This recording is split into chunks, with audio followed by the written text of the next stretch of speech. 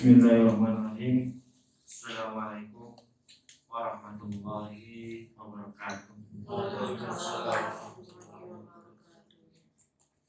Innal hamdalillah nahmaduhu wa nasta'inuhu wa nastaghfiruh wa na'udzu billahi min shururi anfusina wa min sayyiati a'malina.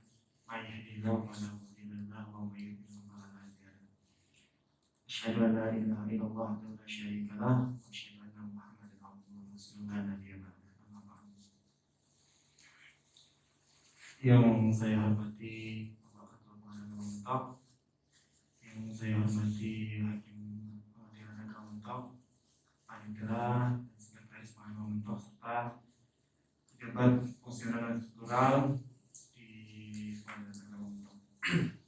Puji dan syukur marilah kita sama-sama panjatkan kehadiran Allah Subhanahu wa taala yang mana berkat ridho serta akhirnya kita semua bisa berkumpul di musola Al-Hikmah dalam keadaan sehat walafiat terhindar dari wabah COVID-19. Salawat serta salam semoga selalu tercurahkan kepada baginda kita Nabi Muhammad Sallallahu Alaihi Wasallam, yang mana berkat perjuangan beliau menegakkan bendera La ilaha illallah, kita semua bisa merasakan nikmat iman dan Islam seperti yang kita rasakan pada pagi hari ini.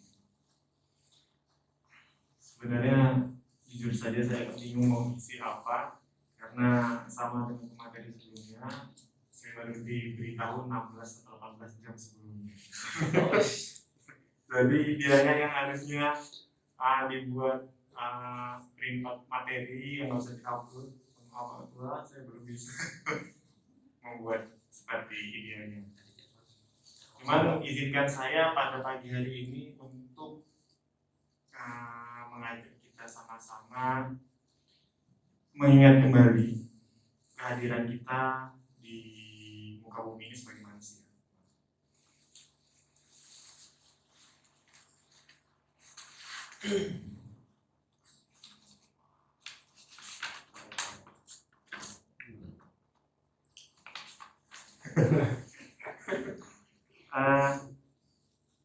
Sebenarnya apa sih tujuan kita diturunkan Allah ke dunia ini?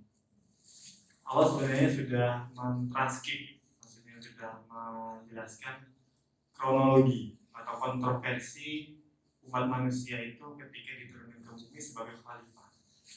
Itu sebagaimana gambaran yang telah dijelaskan dalam surat Al-Baqarah, kalau nggak salah benar ya, ayat 30 kalau nggak salah. Izinkan saya membacakan ayatnya. A'udzu billahi minasyaitonir rajim. Wa idz qala rabbuka lil malaikati inni ja'ilun fil ardi khalifah. Qalu ataj'alu fiha may yufsidu fiha wa yasfiku ad-dima. Wa nahnu nusabbihu bihamdika wa nuqaddisu lak. Qala inni a'lamu ma la ta'lamun. Sadaqallahu alaihi. Ketika kita melihat ayat ini sebenarnya kita melihat ada kontroversi, ada diskusi ketika seorang manusia itu akan diturunkan Allah ke bumi ini sebagai khalifah, ya kan? Dari ayat ini coba kata-kata ketika Allah berkata, ini ja'ilun fil ardi khalifah, aku akan menjadikan seorang di bumi ini jadi khalifah. Qalu ataj'alu fiha may yufsidu fiha. Kenapa engkau akan menjadikan dia sebagai khalifah yang kemudian akan merusak? Wa yasfiku ad-dima, bahkan saling membunuh. Wa nahnu nusabbihu bihamdika wa nuqaddisu lak. Padahal kami ini yang selalu bertasbih kepadamu. Kemudian Allah menjawab, qala inni a'lamu ma la ta'lamun. Sesungguhnya saya mengetahui apa yang kalian tidak tahu. Kan? Dari sini benar kan yang apa saya katakan bahwasanya ada kontroversi ketika manusia akan diturunkan ke bumi sebagai khalifah. Sebenarnya apa makna khalifah? Saya tadi men-searching. Kalau membuka kesannya bagus tapi bohong. Saya membuka, ada memang banyak tafsir dari Ibnu Katsir, ada banyak tafsir yang menjelaskan mengenai sebenarnya apa yang dimaksud khalifah. Cuman dari perbedaan itu saya bisa mengambil suatu kesimpulan bahwasanya yang general dari khalifah itu adalah penggantinya Allah di muka bumi ini. Seperti misalnya Abu Bakar, khalifah al-ula, kan? Pengganti Nabi yang pertama, Abu Bakar. Jadi ada yang mengatakan khalifah bahkan di beberapa tafsiran itu sebagai penegak hukum Allah di muka bumi ini. Cuman saya lebih kepada dutanya Allah di muka bumi. Kenapa manusia itu menjadi dutanya Allah di muka bumi? Padahal malaikat sudah bisa melihat bahwasanya manusia itu ada potensi destruksi. Ada potensi untuk merusak bumi. Merusak bumi itu bisa menjadi dengan mengeruknya atau dengan banyak menjadi punya potensi destruksi, punya potensi untuk korupsi. Ada potensi sih. Lantas kenapa Allah kemudian tetap menjadikan manusia itu sebagai dutanya Allah di muka bumi? Itu menjadi pertanyaan. Kemudian ternyata ada sesuatu yang membedakan manusia dengan malaikat yang sejatinya malaikat itu selalu bertasbih pada Allah. Kenapa malah nggak dijadikan khalifah di bumi? Dalam ayat selanjutnya Allah terjawab kenapa manusia itu menjadi khalifah dan yang membedakan manusia dengan malaikat. Ayat 31. A'udzu billahi minasyaitonir rajim. Wa 'allama Adama al-asma'a kullaha tsumma 'aradahum 'alal malaikati faqala anbi'uni bi asma'iha qala inni a'lamu ma Wa 'allama Adama al-asma'a kullaha tsumma 'aradahum 'alal malaikati faqala anbi'uni bi asma'iha Ulai kuntum. Gimana? Wa'allama Adama al-asma'a kullaha tsumma 'aradahum 'alal malaikati faqala anbi'uni bi asma'iha ulai kuntum shadiqin.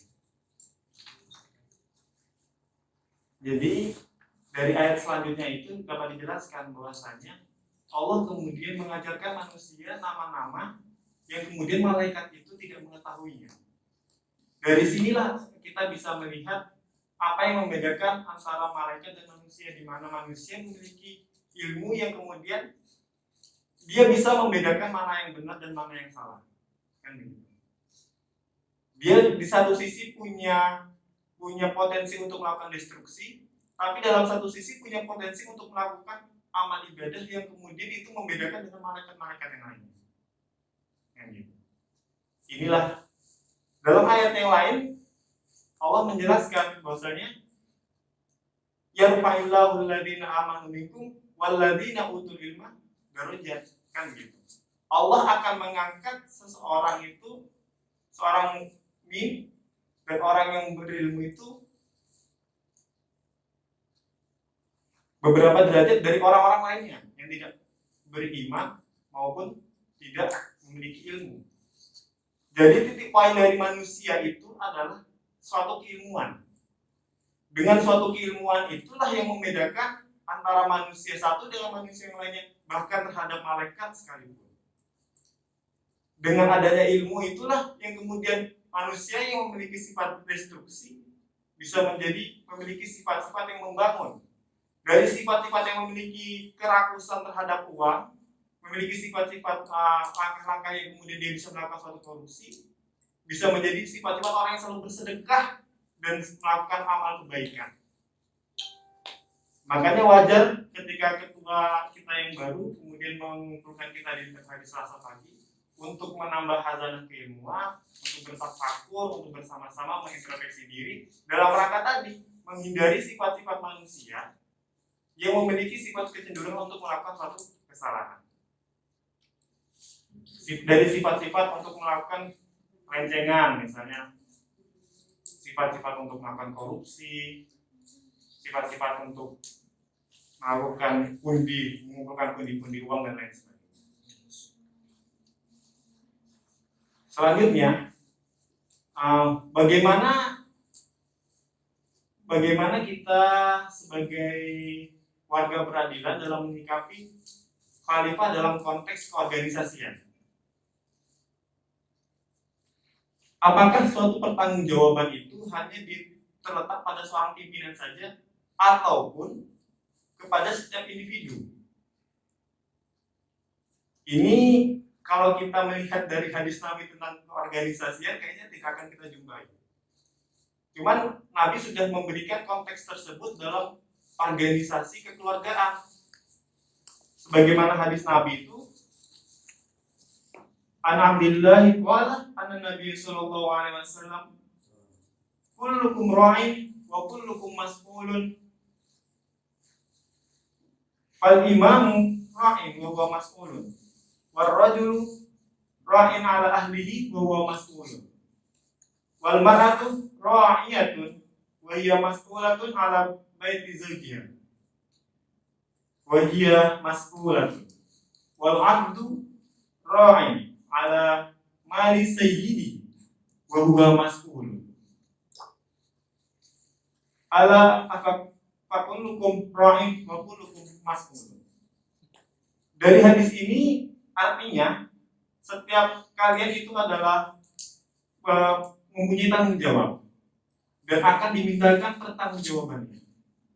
Setiap kita kullukum, bukan hanya pimpinan saja, tetapi setiap kita memiliki tanggung jawab dan akan dimintai pertanggungjawaban. Kemudian dirinci lagi, fal imamu, seorang imam itu akan memiliki tanggung jawab dan akan dimintakan pertanggungjawabannya.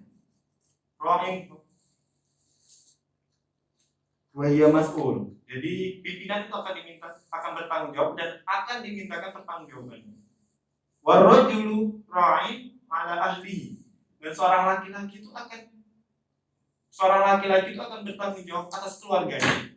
Wa huwa mas'ulun, dan dia akan dimintakan pertanggungjawaban.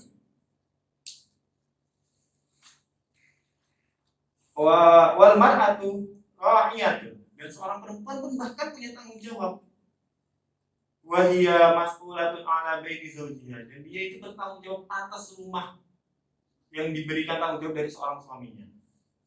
Dan dia wahia mas'ulatun, dan dia juga akan dimintakan pertanggungjawabannya. Bahkan seorang budak wal abdu, dia bertanggung jawab atas harta dari tuannya dan dia akan dimintakan pertanggungjawabannya. Dari sini ketika kita mengkiaskan dengan konteks keorganisasian, maka dari pimpinan sampai dengan bawahan akan dimintakan pertanggungjawabannya. Karena setiap individu di organisasi ini memiliki tanggung jawab yang kelak akan dimintakan pertanggungjawabannya. Ketua bertanggung jawab atas seluruh warga peradilan, khususnya pengadilan agama mentok. Sekretaris memiliki kewajiban terhadap berjalannya seluruh fasilitas yang dibutuhkan oleh pegawai pengadilan agama mentok. Kepaniteraan bertanggung jawab terhadap berjalannya administrasi keperkaraan. Bahkan sampai cleaning service pun punya tanggung jawab terhadap kebersihan. Dan semua itu kelak akan dimintakan pertanggungjawabannya. Walaupun secara administrasi keorganisasian ke atas semua dilimpahkan kepada ketua. Tetapi ketika kita berbicara ketika hari penghakiman, kita pun juga akan dimintakan pertanggungjawaban atas semua amanah yang diserahkan kepada kita. Dari hal sekecil apapun hingga hal yang besar. Itulah kehidupan kita sebagai manusia di muka bumi ini. Kenapa kita menjadi duta Allah dan kenapa kita bisa dipasrahkan bumi ini kepada seorang manusia?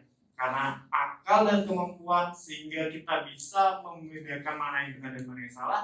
Dan karena kita bisa membedakan yang mana benar dan yang mana salah, kemudian kita dipasrahkan suatu kewajiban, yang mana kewajiban tersebut akan diminta pertanggungjawabannya di kemudian hari. Makanya ketika ada seseorang bilang, wah dia hebat nih, gak korupsi. Menurut saya dan menurut apa yang saya paparkan tadi, itu bukan suatu kehebatan, melainkan itu suatu kewajiban. Suatu kewajiban sebagai seorang manusia yang merupakan buta Allah di muka bumi ini. Mungkin itu saja yang bisa saya sampaikan. Lebih kurangnya saya mohon maaf. Akhirul kalam. Assalamualaikum warahmatullahi wabarakatuh. Materinya kan sudah kita dengar sendiri tadi. Tidak ada satupun hal sia-sia yang sedang kita lakukan di musola ini. Semuanya bernilai kebaikan. Hanya kita harus ikhlas. Kalau nggak salah saya sempat menyetir hadis ini yang di pertemuan sebelumnya. Man salaka thariqan yaltamisu bihi ilman sahhalallahu lahu thariqan ilal jannah. Barang siapa membuat majelis, membuat wadah yang di dalamnya orang menuntut ilmu, belajar, sahhalallahu lahu thariqan ilal jannah. Allah akan mempermudahkan baginya jalan ke surga. Nah, ini adalah jalan kita ini untuk kita saling ingat mengingatkan ya. Apalagi ini bagian daripada eviden kita di pembangunan dan integritas, perubahan mindset dan kultur set. Mindset kita selama ini kita santai.